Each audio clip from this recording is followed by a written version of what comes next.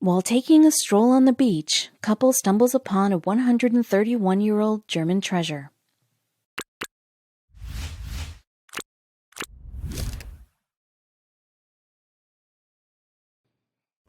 Everyone has a favorite beach activity. For some people, it is playing outdoor games. For some, it is water sports, while for some, it is simply lying down and relaxing in the sand. However, there are a few people who enjoy a different kind of activity, which is beachcombing. Believe it or not, you can find hundreds of such people any day on any beach looking for treasure. They spend hours rummaging through the golden sand particles hoping to find a precious object. But sometimes fate works in mysterious ways. A person who may not be searching for treasure may stumble upon a valuable item, totally unaware of its value.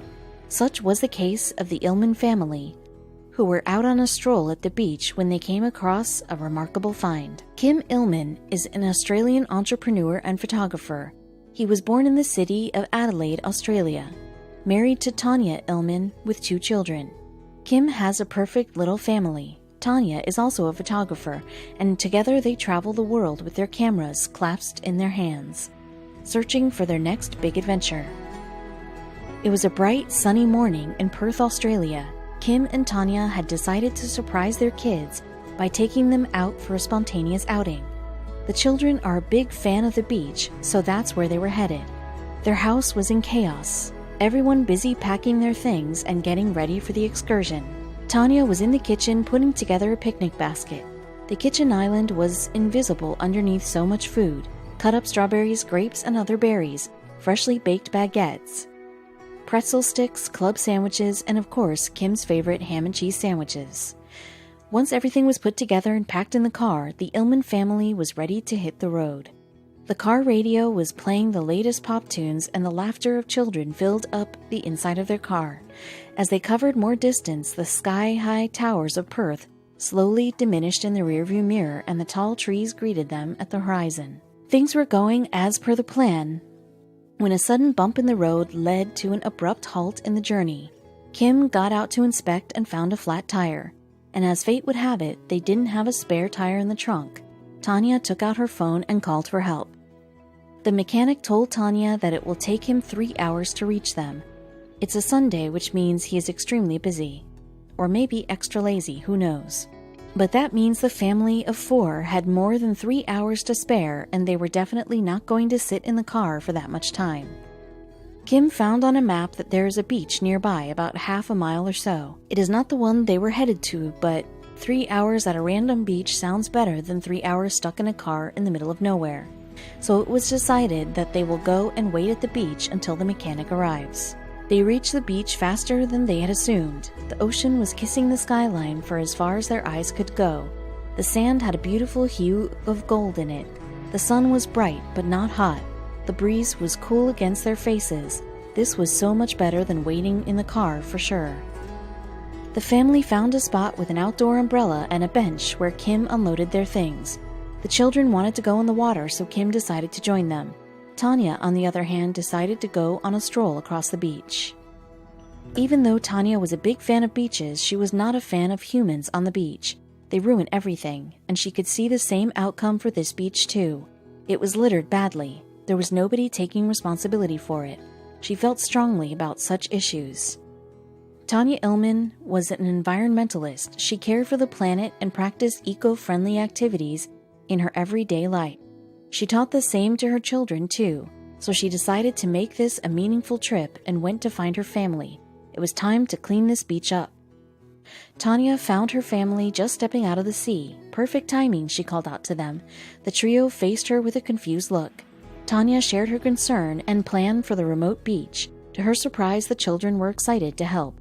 The family began their little adventure trying to clean up the beach. All Tanya asked them to do was pick up the items and collect them in garbage bags, which they will send in to recycle. So the family began to collect items from the beach and putting them in their individual garbage bags. Tanya was busy collecting items when her eyes landed on a glass bottle half buried in the sand. She reached in and pulled it out of the ground. It was beautiful. The shape was so unique and the glass was opaque, not see-through. It had some kind of inscription on the surface, perhaps German. Tanya grew fond of it in just a few minutes. Tanya decided to keep the bottle for herself. Maybe she will decorate it on her bookshelf or her nightstand. She was not sure, but she knew she wanted to keep it. So instead of putting it in the garbage bag, she put it aside in her bag. Once that was out of the way, she continued with the cleaning. 8 bags of garbage down, the Illman family was finished up with the cleaning. Tanya was immensely proud of everything. They did such a wonderful job. The mechanic was here when they were busy cleaning, so the car was ready to go as well. Except they were so tired, they decided to take a rain check on the excursion. They will plan their little trip for next weekend, but for now they wanted to head home. So they put everything back in their car and got back on the road. The children fell asleep in the back seats nearly halfway down the road. Once home, they all got into their bed after a long, tiring day and fell asleep almost instantly. Tanya was sitting on the front porch sipping her second cup of coffee. She was busy reading the newspaper when she recalled the events of yesterday. She totally forgot about the glass bottle she brought home from that beach. She quickly got up to find it. Tanya took out the bottle from the bag and inspected it. It was beautiful, no doubt. It was almost filled halfway with damp sand. But as Tanya slowly scooped out the sand, she noticed something through the dirty, opaque glass. There was something inside the bottle. It looked like a thin, cylindrical object, like a rolled-up cigarette. Except when she emptied the bottle, she found something entirely different. A rolled-up piece of paper fell from the inside of the glass bottle. Tanya's eyes went wide. She picked it up hesitantly. It was soggy to touch, but wrapped tightly. She didn't know if she should open it. She decided to wait for her husband to get home. He will know what to do. Kim kept staring at the bottle and the piece of paper over and over. It has been more than a half hour since he got back home, but even he was taken aback at this find. He was beyond curious, so he decided they should open it. But it was so soggy they couldn't open it without ripping it apart. That is when Tanya got an idea. Tanya decided to put the note in the oven and wait for it to be completely dry before they try to open it. She was not sure if it will work. She may just set it on fire, but it was worth a try and quite frankly their only option. But to her surprise, it totally worked. The note opened easily, but what they found inside was confusing, to say the least. The paper was about 8 by 6 inches in size and had partially printed text and partially handwritten text. Most importantly, the thing the couple noticed almost immediately was that the text was not English, it was German, just like the writings on the glass bottle. The good news was that Kim was able to translate some major key points of that German text. The printed text asked the reader of the note to contact the German consulate when they find the bottle and the note. It also asked the reader to note down the exact date and time when they discovered the bottle before returning it to the German embassy. So apparently these bottles were flung off from boats for experimental and research purposes. The handwritten text was barely visible as most of it had faded away. They could read the date the bottle had been thrown from the boat, June 12th, but the year was not visibly clear. Kim believed it said 86.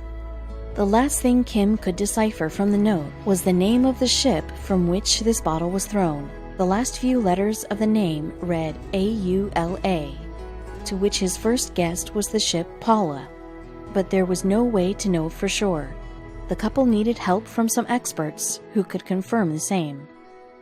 Kim and Tanya decided to reach out to the Western Australian Museum's Department of Maritime Archaeology. They believed that the assistant curator of the department, Dr. Ross Anderson, could help them in filling in the blanks of the message, its history, and how it ended up at the beach. When Kim and Tanya presented the message to Dr. Anderson, they didn't expect him to take them seriously at first, but to their surprise, not only did they not have to convince him, but he was very excited to help them find answers. He took the note and put it under observation with a bunch of his team members. To Kim's surprise, Dr. Anderson confirmed his theory about the ship. The ship's name was indeed Paula. They confirmed the same by finding out records from the year 1883. From that point on, the story behind the message in the bottle began to unravel. Paula was the name of a sailing ship constructed in Germany. The crew of the ship was a bunch of researchers who studied the ocean currents and conducted experiments by dropping these messages in bottles into the sea. The last message was reported to be found in Denmark in the year 1934, but Tanya was the only one who found the message intact inside the bottle. Dr. Anderson did some amazing digging and found a journal in the archives. This was Paula's original meteorological journal. This journal kept a record of the research and experiments. It was a rare piece of history. Dr. Anderson found an entry in the journal which stood out in particular. There was one entry made on June 12, 1886, mentioning the record of a bottle that was thrown from the ship for an experiment, and according to Dr. Anderson, the coordinates and the date match exactly with the note found in the message inside the bottle. But that was not all. As per the records, the bottle was thrown off in the southeastern Indian Ocean. During this time, the ship was traveling from Cardiff in Wales to Indonesia. That is how it washed up on the Australian coast within 12 months, where it was buried under the sand until Tanya found it. The handwriting in the journal matched exactly with the handwriting in the note, which confirms the note's validity. The archaeologists could not believe that this bottle was right under their noses, chilling on a beach in Western Australia, and they never knew it until now. According to the journal, the German researchers conducted those experiments for 69 years. During that period, the researchers flung off thousands of bottles, out of which 662 messages were reported back, but no bottles. Tanya was one of the rare ones who found the message intact inside the bottle, without the bottle being broken or lost. Despite the validation of the story and the message, the Illmans received their share of criticism and skepticism from a few people. They found it hard to believe that the story was genuine, and considering Kim's marketing background, they assumed he just bought the bottle in one of his travels and presented it as something they accidentally discovered. Kim understood the suspicion of people. The story sounded far-fetched to him as well. A bottle half buried in the sand found with a message from the year 1886 completely intact. He got it. But he made a very strong point. I can't possibly pull the wool over two German national agencies and the WA Museum.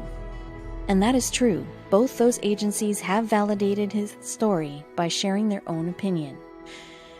To further prove that the story is not fake, Kim had one more pillar of support. The Federal Maritime and Hydrographic Agency of Germany officially declared the message as genuine. Dr. Anderson pointed out the structure of the bottle, a narrow neck, and thick glass helped in keeping the message intact. The bottle was discovered by Tanya after 131 years of it being thrown into the ocean. The Guinness World Records named it the world's oldest message in a bottle. The previous record was held by a 108-year-old message in a bottle. Kim and Tanya were overwhelmed by the turn this journey took. They were just on a casual stroll on the beach, and the next thing they knew, they had made a world record. Tanya wrote online, "To think that this bottle has not been touched for nearly 132 years and is in perfect condition. I'm still shaking. This has been the most remarkable event in my life." The Illmans have loaned the bottle and the message to the Western Australia Museum for 2 years, where it will remain up for display to the public. Kim was delighted to loan the find to the museum, saying, "It is truly an impressive find, and thanks to the wonderful international and interdisciplinary cooperation of science and research, it can now also be shared with the world."